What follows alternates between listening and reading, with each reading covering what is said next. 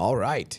It is Friday. And we're fired up. We are. What's up, We brother? are. I'm good, man. How are you? I'm doing well. You got a Yeah. little sawdust in the voice there. I do a little bit of Just come from the late pep rally? night flights and yelling and screaming, and we kind of been all over this week. so where did you just come from? We were at North Carolina. Hey, I don't know why I say we. Like it's me and myself, my four personalities. the royal we. Here's the thing: if you like my personality, that's great because there's four more to meet. So you know what I mean. The royal we. There you go.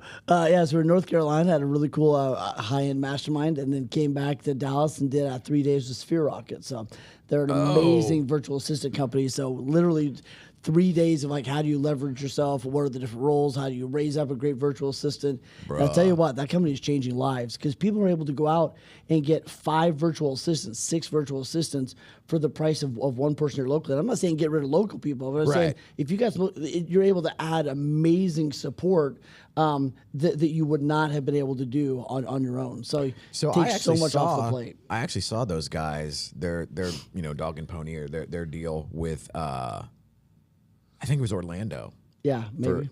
For EXP shareholders. Okay, something yeah. like that. Yep. And it was like, whoa. Okay, so they had it dialed in. Yeah, and it's amazing.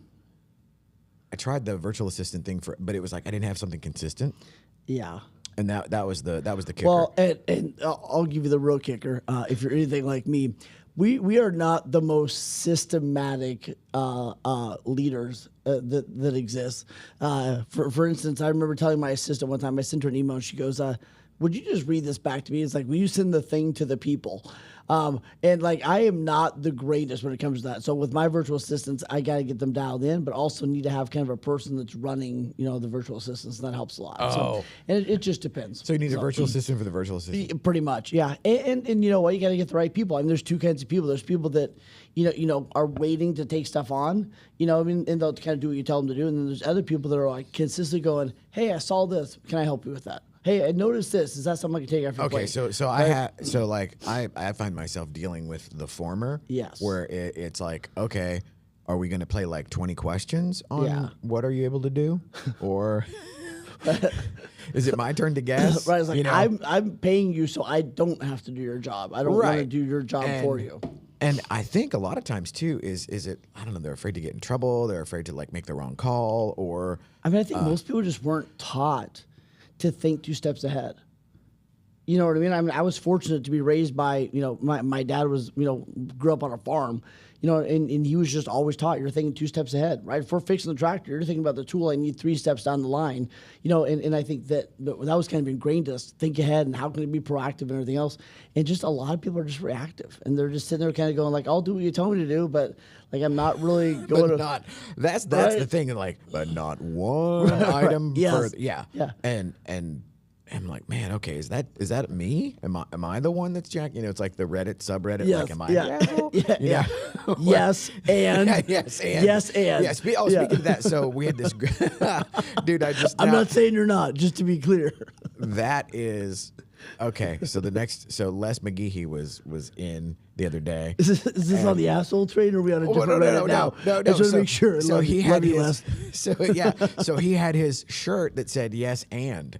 Oh, nice. Yeah. And so like now I'm gonna think that. Am I the asshole? Yes. And I love Les. Oh, dude, what a good dude. It was so we were over in Tarrant County. Yeah. So it was like this whirlwind week of just highs, lows. It was like Tuesday morning I wake up and there's like $5,000 worth of fraud getting charged on stuff. Geez. Dude, $3,800 to Cartier. Yeah. And it went through PayPal. Oh, geez. And there was like a pending transaction on PayPal on this rando PayPal that I didn't even realize was still alive. That imaginary girlfriend has come to life once again. Right. My girl that lives in Canada. Yeah, exactly. Mine's in Belize. I don't even know where that is.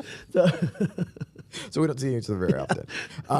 But I end up, and I get on the chat with Cartier, and I'm like, really? Y'all do PayPal? I'm like, I don't know. Like, that doesn't really seem on brand for you guys. Yeah. It's like, oh, do we take PayPal? Yeah. That seems kind of low end, but all right, whatever. But they were cool. They got it sorted out, and then Adorama Camera, this other deal in New York, another $1,500 got hit on. So anyhow, I say all that to say, like, it was like the shittiest morning of 2024, and Then we go to the 40 under 40 at Metrotex, and it turns out to be this killer thing. And Les shows up, and then I saw the photo of you over at Studio USA West last week. The photo of me. That's always a scary situation. Yeah. Hey, what's this what's this you're holding on to? By the way, I got an email like a couple days ago that was like, "Hey, we have embarrassing stuff about you, and we're gonna send that if you don't send us a bunch of money." And I was like, there's a good chance they might. You know what I mean? So if you get an email in the next couple of days, let me know. Oh. But anytime someone's like, "Oh, I saw a photo of you," it's like, all right. Yeah.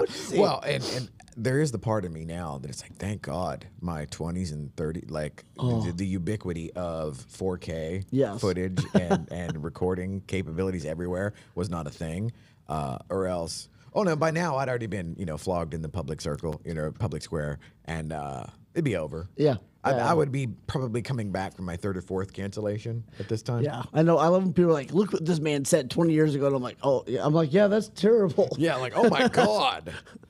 None of us did that exact thing 20 years ago. So should we do some questions? We should. Let's hit it. All right, from the Hero Nation. First off, can I give an update on the market? So here's what's cool for the real estate world out there, which is a lot of our people.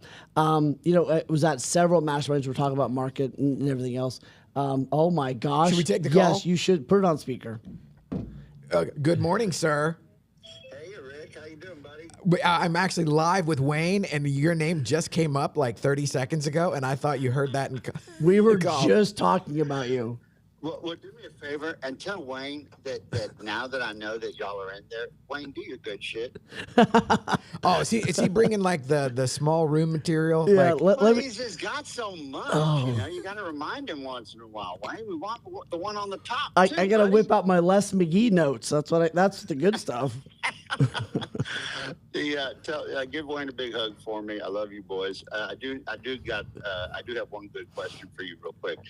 N2 did the national podcast on me and released it, Rick. Yes. And we don't know where they release it, so we're not sharing it or doing anything with it because we don't know where they release those things. I could find that out.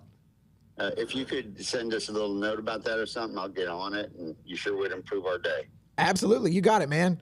Thanks, Rick. We just got our first caller. Oh, well, here's the thing. Wayne, you're one of the only people I've met who is as big of a nerd on me as what are the trigger numbers for someone to go from a solopreneur to a two-person team and the dangers of resting at a three-person team before you get to a four-person team. And there's very few people that know how that math adds up. Wayne, would you do me a favor and walk people through that real briskly today? Hey, sounds good to me. Thank you. I love you, boys. See you later. Brother. Thank you, sir. Okay, that was awesome. Man, that was awesome. That guy's amazing. So, like, I don't understand hieroglyphics. Yeah. Audio hieroglyphics, which you just rolled out. Yeah, it's like when you walk through the X to the Y to the W. Here's the reality. Most people, and I was talking to one of the top agents in the country the other day, and I'll say it this way: one of the top agents as far as net, not one of the top agents as far as gross, because there's a lot of agents that look the part and they ain't making nothing. Okay, right, and for me, it's about quality of life. So here's the reality: most agents they build these teams with these brokerages, and I'll tell you what, because I've seen the math on all of them in a sense, because I've done so much of this. Most of them are not making any money. If you take out their personal sales, their organization, their team is by the time what they pay, they're making almost nothing when it comes to this. And they started these things as people like, oh, you should build a brokerage, oh, you should start a team, but they don't do the math and they don't know how to scale effectively and who should be doing what. So they end up in these upside down situations where they're basically putting out all this money. They get trapped in this hamster wheel and it's devastating. So that's one of the reasons why, we talk about virtual assistants. Now you've got to do more for your clients than we had to in the past. Right. And yet agents at the same time are feeling the pressure of the economy. They're feeling the pressure of all the other stuff that's coming in. So they've got to figure out how do we do more in essence, right, with less time and less money. And that's where like virtual assistants and things like that come into play. But I'll tell you what, one of the most devastating things you can do is start a business, start a brokerage, start a team, and not really do the math. Can confirm. Yes. I mean, there are still things where I look at like what in the world is going on as far as money in, money, and it's like this craziness of it just everything just seems to be Yep. barely covered. Yeah. And, you know, there's the paranoia of, okay, are we charging too much? Are we charging, you know, and Yeah. then it's just this weird thing to get a handle on where everything's moving so fast. And it's a consistent process. Yeah. Yeah. And so, like, are you saying, like, folks actually figure that out before they... Dude, and here's what's amazing. I'll sit down with somebody, they'll call me, they go, things aren't really working out. And I'll start going, well, is this, and this going on? And they're like, holy snap, how like, did you break into my account? Like, what's going on? And I'm like, no, I've just done this so many times. I know that based on 5 or 6 things, this is exactly what's happening. So that's where we go back to like stop. One of the dumbest ways to do things is to not follow a roadmap. Right, like I'm okay with you being creative and things like that, but like we've got to have some sort of map we're following. You know, what is it? Pioneers get killed and settlers, you know, usually survive. Right, but the first ones out there are like you're going to get hit the back of the head with something. So like, stop doing it on your own. Stop doing it without doing the math. And that's, you know, people go, I can learn everything I need on the internet without a coach. I'm like, you can. It's just going to take you way too long. Yeah. Well, and there's the thing where, like, I didn't have a map. Yeah. For what I was doing, and so you kind of copy. It's a weird thing where you copy what you think other people are doing. Yes. And that might not necessarily be true. No. And then you come away. So, and then in the real estate world, one of the things, like, you talk about the folks that are playing the role. Yeah. Man, I see a ton of people, and then I'll go and look up numbers, and it's like, there's a part of me where, like, how are you even affording to go make fake stuff for Instagram? You know, it's like, because there was one where, you know, looking like a baller or whatever, and then I go and I look up and there's like one lease listing for the year, and it's like, well, dude, wow, you know, and I'm not sure what drives somebody to, I mean, because, like, truth be told, if I was in that position, I don't know if I'd love the game that much to be doing that. No. But the idea of doing the math is something that, man, that's anxiety generating, dude. Yeah.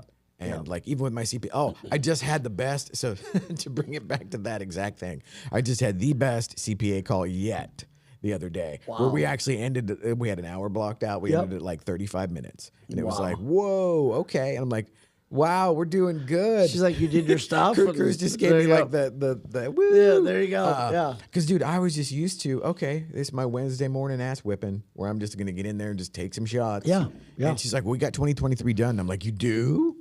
Like, wow, okay. And like, that's like 5 years sooner than I usually like to do. And it's like, wow, okay, that's pretty awesome. And there is something to be said for leaning into whatever it is that's freaking you out. Dude, 100, and we talk about it all the time, like the suffer once instead of suffer twice. And so often we suffer twice.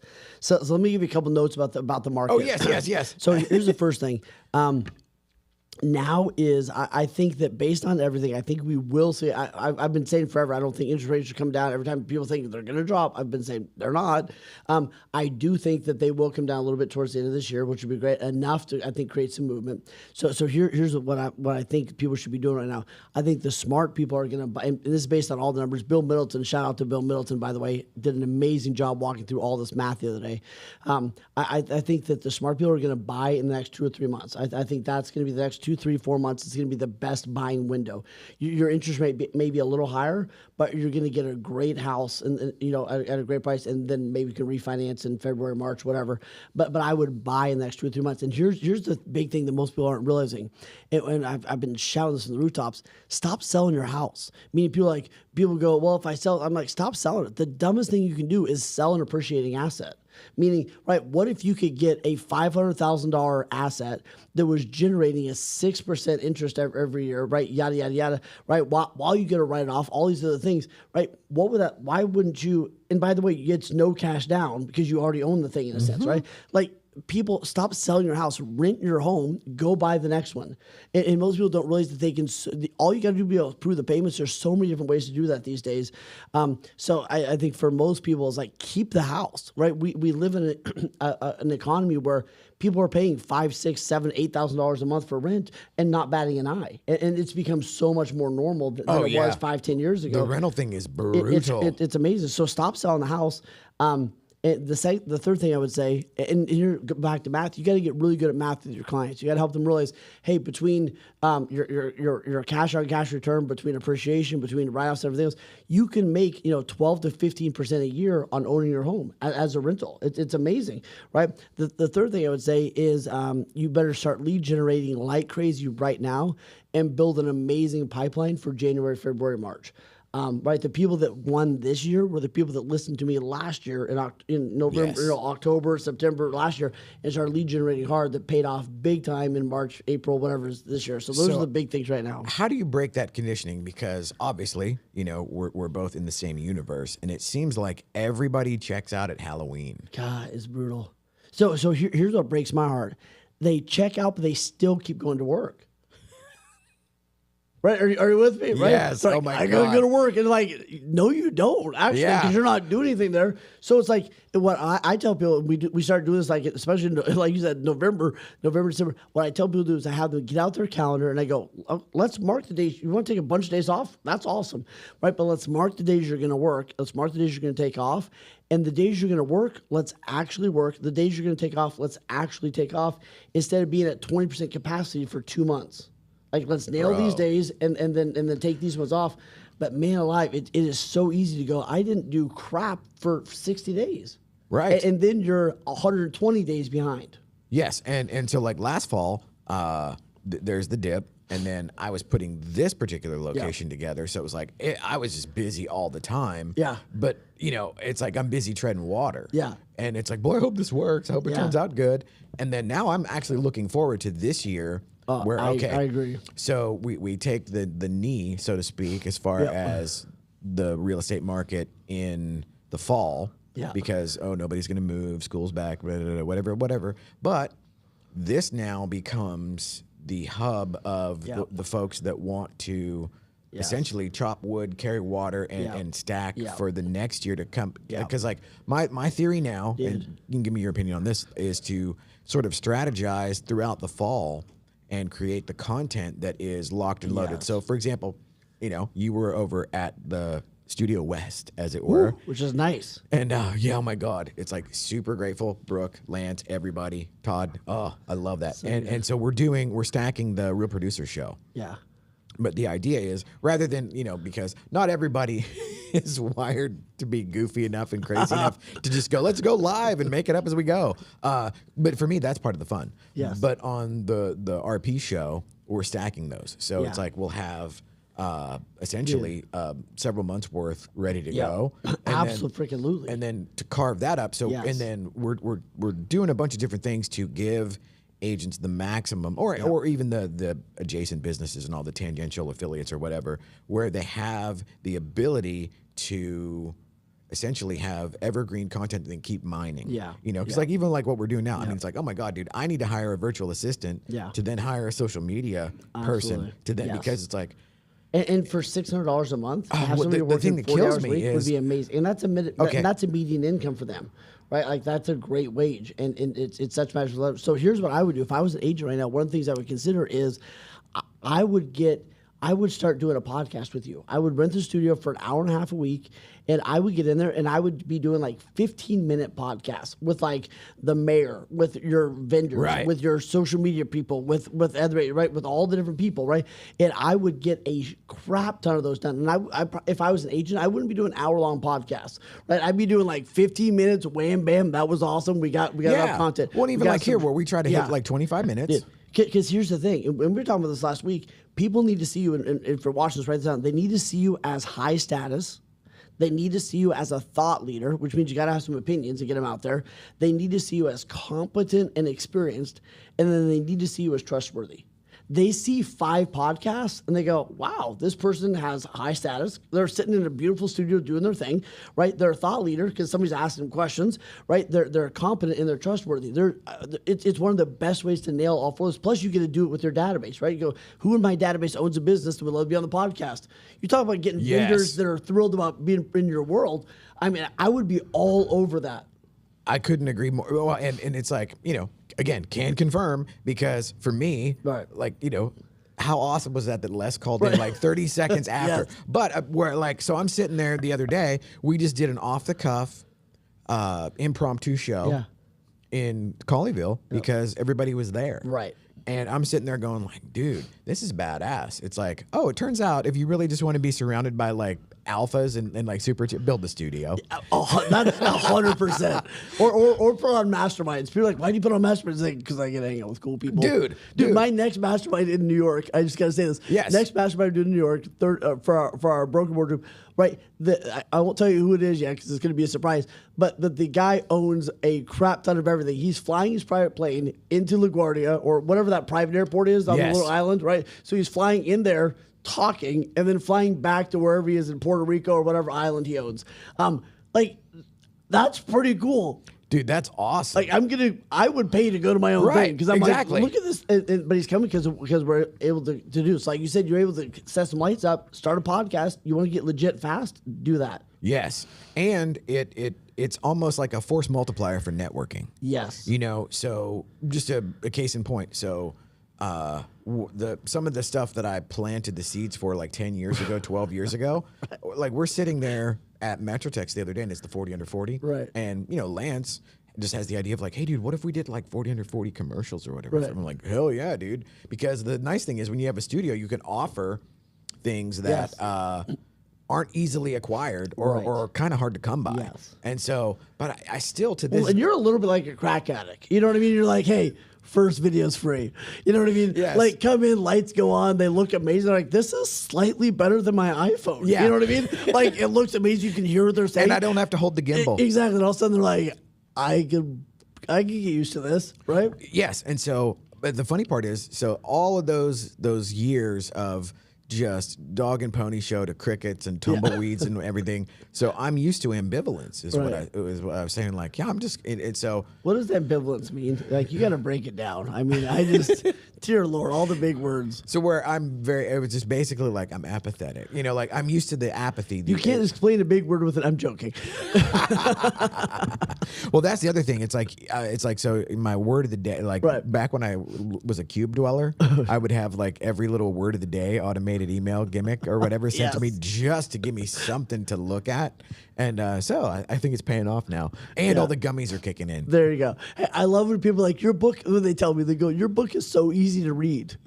I'm like, I think that's a good thing. But it also reminds me that I probably write at a 4th grade level. So that's wonderful. And the thing is it's like, what do they say? Most advertising is like 4th or 5th grade. Yeah, for sure. At the maximum.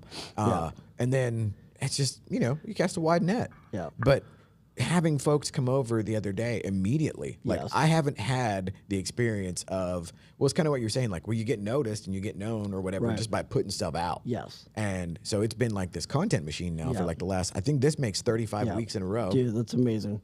And then here's the cool thing. Instead of paying to get into rooms, you're invited to come into rooms, right? Like this room that I spoke in last week. Yeah. I mean, dude, it would have everybody else paid a ton of money to be there. I get paid to come and do the thing, right?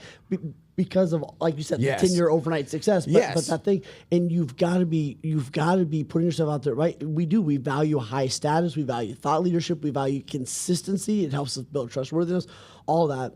And I think the cool thing about the people that get to work with you is you can also help them figure out what that content is. Not just how it'll look good, but also what that content is. And I think especially most agents, and I think a lot of other business owners, that they don't do enough content because they're like, what does that mean? Like, you keep saying I should put out content. It's this big, scary, whatever.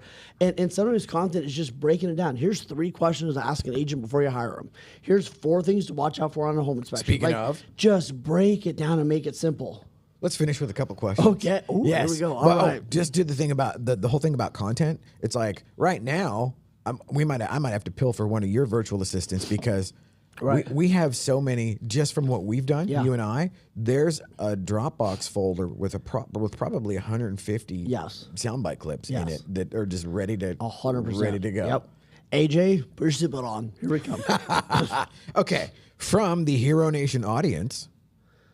What are some daily habits or routines you practice to stay motivated and ahead in your field? Man, so here's 2 things, and we've talked about this a little bit before, but I think every day you've got to like kind of start the car again. You know what I mean? Like you got to. There's not a whole lot of carryover, right? It's like you got to take a shower every day. You know, you can't get away with too many days without doing it. I think a lot of motivation stuff is like that. So every day for me, I write down, and I am not perfect at this. So when I say I do this every day, it's like I work to do this every day. I have alarms, I have reminders, I still miss some days. Yeah. But I write down 3 things I'm grateful for that day, because I think gratitude is one of the most powerful, underutilized tools.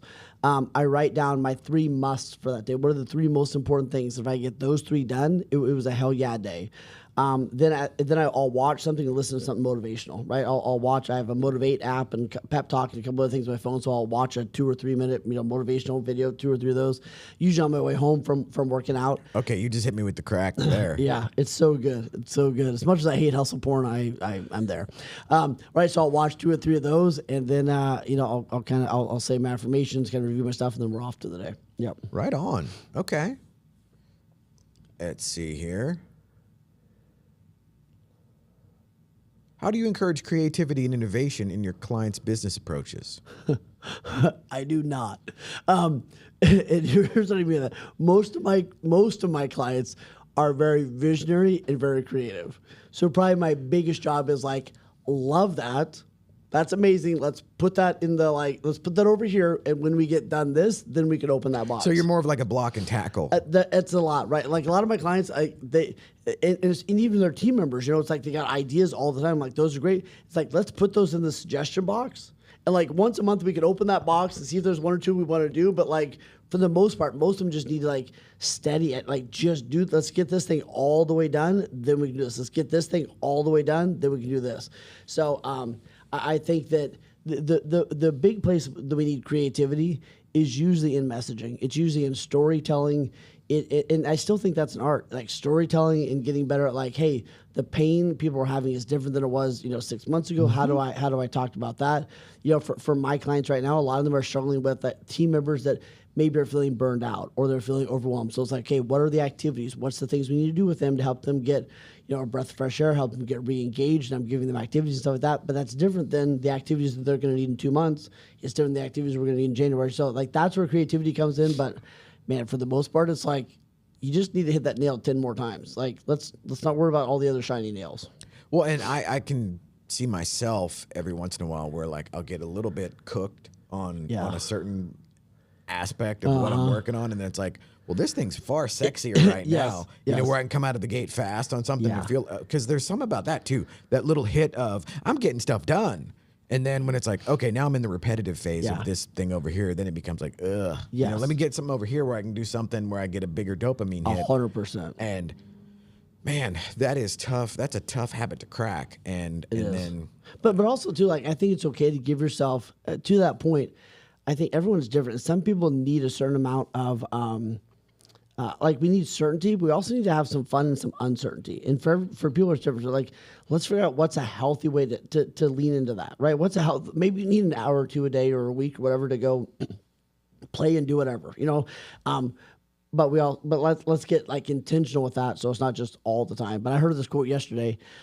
Joel shared this, and it was so amazing. By the way, congratulations! I get to coach these guys from time to time.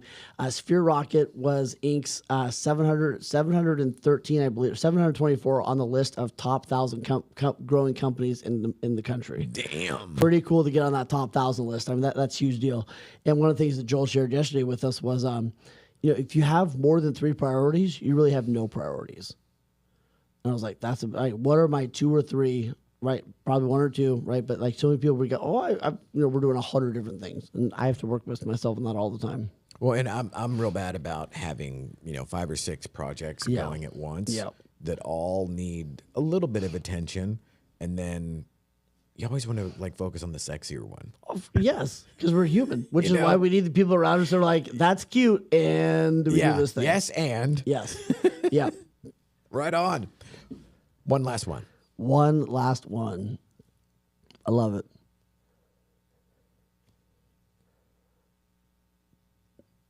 Here we go. How do you approach coaching a client who's resistant to change? Ooh. How do I sneak up on them? Yeah, I've had a lot of people in the past be like, "Oh shoot, I see what you did there."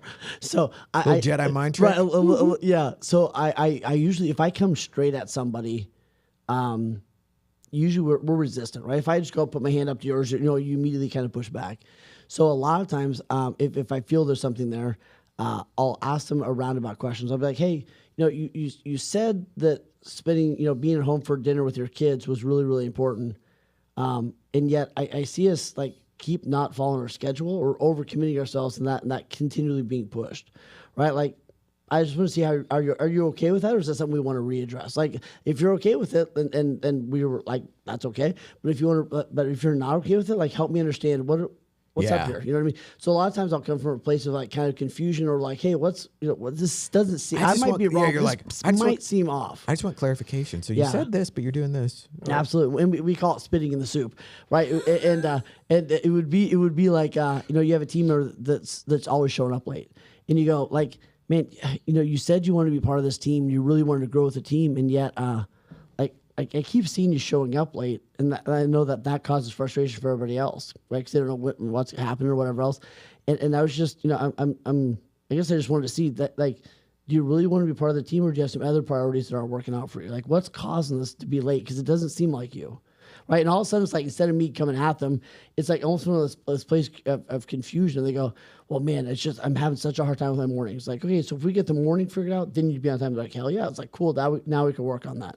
So I like that. It's I think a lot of times it's not assuming that I know what they want, and it's just kind of asking the questions and helping them either figure out the pain that they're having, and how bad it actually is, or go back to it. You're letting them kind of clarify and figure it out for themselves without saying like, well, hey, dude, what about this? Yeah. So it's that sort of like diplomatic approach. And then sometimes, like with one of my clients who will remain unnamed, I told him he was going to give $200 to his least favorite charity if he didn't get his shit done. So there's other approaches too. I love it. So we have a toolbox full of how do we help inspire action. I love it. Well, dude, how about like a parting thought for this week? What do you got going? Parting thought.